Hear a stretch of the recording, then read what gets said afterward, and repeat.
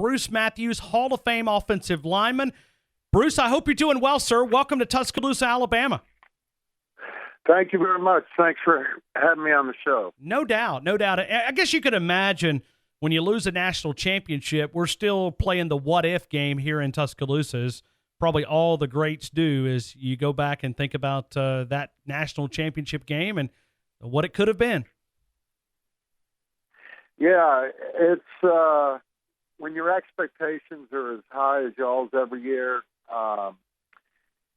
it's funny how you come one play short, but at the same time, it's almost the end of the world. But it's amazing what Alabama's been accomplishing, and it was a great game. No doubt, and certainly I want to dive into Nick Saban a little bit later in sort of the way that you know him, but I want to talk about the book. How did it come about as we talk about Inside the NFL's First Family, My Life of Football, Faith, and Fatherhood by Bruce Matthews, who's joined us right now? How did the book came about? Yeah, really through the urging of some close friends and then finally someone in the business saying that people would be interested in this. I kind of got up my nerve and really dove into the project, and it's been about a 2-year project, and it's something that's been very gratifying to myself and my wife, and being able to tell the story of the Matthews family and just some of the things that we have gone through, and really my life from my perspective in terms of just what football has meant to our family. My older brother Clay and having my dad play in the NFL, and then just the next generation that's come along and how they've embraced the Matthews name. And it's really more than just going out and playing the game. They really want to make a statement and further the Matthews name. And obviously as an uncle and a father watching, it's something that I'm really excited about, especially this coming weekend. We got the Matthews Bowl in the NFC Championship with Clay on the Green Bay Packers and my son Jake on the Falcons. So one branch of the Matthews family at least is going to be happy at the Super Bowl. I'm just curious, out of all the chapters, was there one that was maybe more fun to you of writing and reliving some of those moments in your life? It's funny because going through all of them, there were moments in a lot of ways that were filled with kind of some anguish, and then others that I really enjoyed. Talking about my family and my brother and my dad and everything, that stuff I enjoyed. Some of the areas that were struggles a little bit in terms of stuff that I had to confront and overcome, and seeing how the Lord made that stuff work out in my life. Although at the time it was difficult, but it's amazing how God can take and turn those situations and make it a real positive in my life. And that holds true not only in my family, in football, but every walk of life. And I think it's something that people can kind of get some encouragement from, because we all have our own story. It's just different names, places, events, circumstances, and we're all dealing with something. You know, you look back sometimes, and I look back at it with my walk with Christ. Sometimes the biggest growth is in the valley. You know, I've always been told there's 2 mountaintops to every valley, and that is so true. Yes, absolutely. And it's taken me a long time to realize that the Lord uses what we perceive to be negative stuff. And it's only in having the benefit of time and looking back and just seeing a bigger picture perspective that I'm thankful I went through it. I'll give you a perfect example. We've been blessed with 7 children in my family, all great kids, and you know, we've got the obvious ones that have played in the NFL and stuff, so that's all cool. But our 7th child is Gwen, and she has Down syndrome. And I never would have chosen, my wife and I never would have chosen to have a child with Down syndrome. But it's amazing that in God's economy, He takes that little girl, and she's been such a blessing in our life to teach us about what unconditional love is and it has grown my family and my children's lives and our perspective so much. And it's like I couldn't imagine Gwen being any different than what she is. And it's something that I never would have chosen. I'm thankful that God didn't answer my prayer, and I'm thankful the way it has worked out. That's amazing. You know, I Coach Stallings had a Down syndrome child, and in our community here in Tuscaloosa, I don't know if you know about this community, but we have the Stallings Center here, which is for Down syndrome kids, and they mix with mainstream kids. And yes, it's world renowned right here in Tuscaloosa. So this community really loves and embraces the kids with Downs, and it's fun for them to be a big part of our community.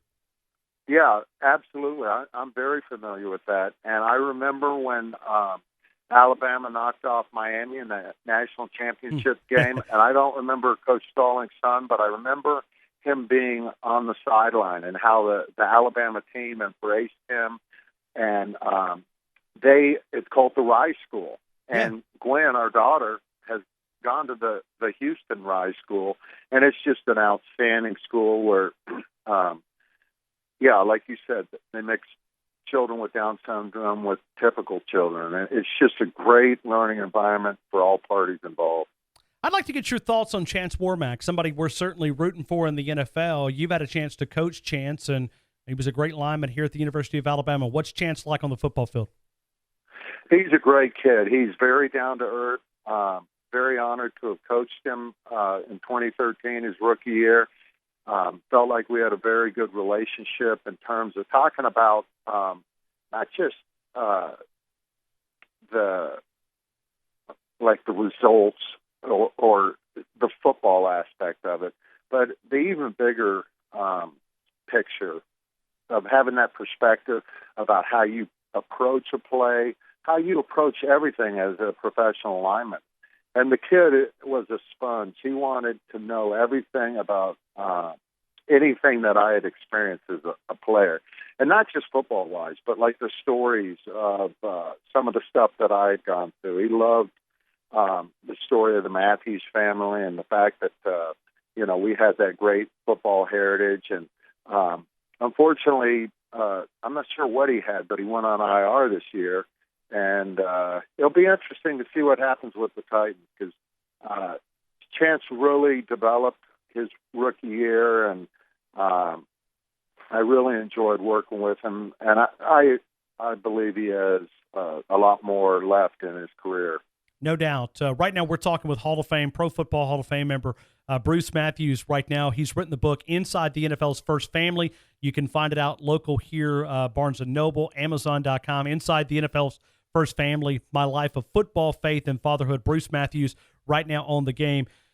I'm just curious from someone whose life, the family tree involves football. Right now we've got a big attack happening on football. Bo Jackson came out last week, said that he wouldn't allow his kids to play football. We have others that have come out and said, I just feel like there's a big attack on football. I'm just curious what you think as someone who has spent 18 years in the NFL, the legacy that you have. Do you hear the same attack that we are hearing about football? Oh, yeah. And I think a lot of it is a healthy dialogue to be having in terms of how to deal with concussions and head injuries and things of that nature. And the bottom line is this: football is a tough sport. And, I coached with Gary Kubiak, played with him back in the day. He used to say it's a man's game. And that just hits the nail on the head in terms of what I think about the game. Yeah, you're going to pay a price physically.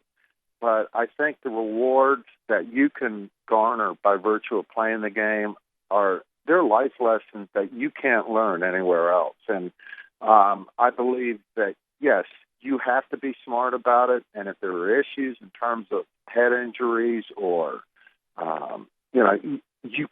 there's a risk to get up every day and walk out of your house. And I respect Bo Jackson and everything that he has done. But by the same token, life's a risk. And I just know personally that my wife and I, it's hard when you see your kid get hurt or he has to have surgery to repair something, and had he not been playing football, there might have been a lesser risk, obviously. But I think it's a great game, and it's done right and done in the right context with coaches who understand what's at stake, and the training staffs that are getting more and more educated on doing things the right way. You can do it in a better fashion, but yes, there will always be that risk. I'm just curious what you remember about Nick Saban when you were there in Houston and Coach Saban was one of the assistant coaches. Yeah, it's funny. Nick was here 2 years, and I typically, although I obviously him being a defensive coach, I usually got to know the coaches, and especially as I got older, I was closer to their age probably than a lot of the players. Coach Saban was all business, and it's my humble opinion, I don't think I ever had a conversation with him. And so it was interesting to see his meteoric rise through the coaching ranks, because I didn't know that much about him when he was with the Oilers. And then really I kind of renewed, the first time I remember having a conversation with him, my second oldest boy, Kevin, we went down to LSU when Coach Saban was still there. They had just won the national championships there, and he went to a football camp there. And I talked to Nick for about a half hour, and, he's all business. And when we came down before we drafted Chance, and we worked out him and DJ Fluker, and, they got it going on without a doubt. And, the guy knows football, but he's definitely focused on the business at hand. Well, I just want to say thanks again for making a couple of minutes with us. Certainly, the book I haven't finished it, but it's great insight, and I love I'm an old fashioned guy. I'll take an offensive lineman over a skill position because I'm one of the fans that believes that it's still won in the trenches. That's where the battle occurs, and if you can win the line of scrimmage, you're going to probably win the game. Amen, brother. I agree. Like I said, the game of football, I think, is the best sport around because it truly is about team. And as much notoriety as the quarterback and receivers get, like you said, if the O-line isn't doing their job, then you're all screwed. Pardon the vernacular. But at the end of the day, within that great team game, I think what really personifies what the game's about is offensive line. Because you got five guys who typically you don't hear about them unless something bad happens, whether it's a holding call, false start, or a sack they give up. And that room is like a team within a team. And typically, if your O-line is right and the mentality and the tightness and cohesiveness is right in that group, then you're going to have a pretty good shot of being successful. Hey, and you may have another interview coming up in a couple of seconds. Can I slip in one other question? Sure. Okay, let me ask you about up-tempo from an offensive line perspective. Right now in college, we're seeing up-tempo. We're seeing linemen down the field 5, 6, 7 yards on a passing play. How much does that affect the way that you grade out an offensive lineman getting to the next level? A little bit, but not too much. There are qualities and traits within an offensive lineman that transcend the offense that you're running.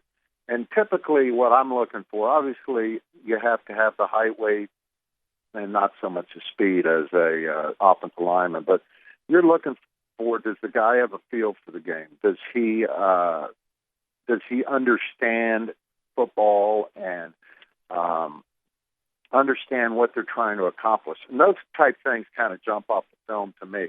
But even more importantly, I'm looking for a guy who is competitive and refuses to lose. And I'm not talking about running down and, drilling somebody in the back at the end of a play or something like that. I'm talking about a guy who he may not necessarily use the best technique, but you can tell it's important to him because he's going to fight his rear end off.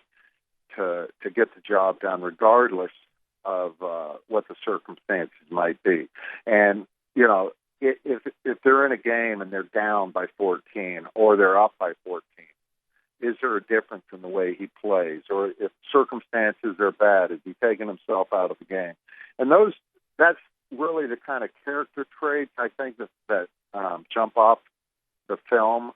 And those are the big things that I look for. Because, it's a different style game, but at the same time, regardless of what offense you ran in college, there's a huge adjustment from college football to the NFL. And Chance Warmack's a perfect example of that. The Alabama offense, especially when Chance came out before Lane Kiffin, I mean, they huddled, they did all the stuff that you would like to see a college lineman doing, but at the same time, it's a completely different game. And I think offensive line, with the exception of quarterback, offensive line, you have to make the biggest adjustment from the collegiate level to the NFL level.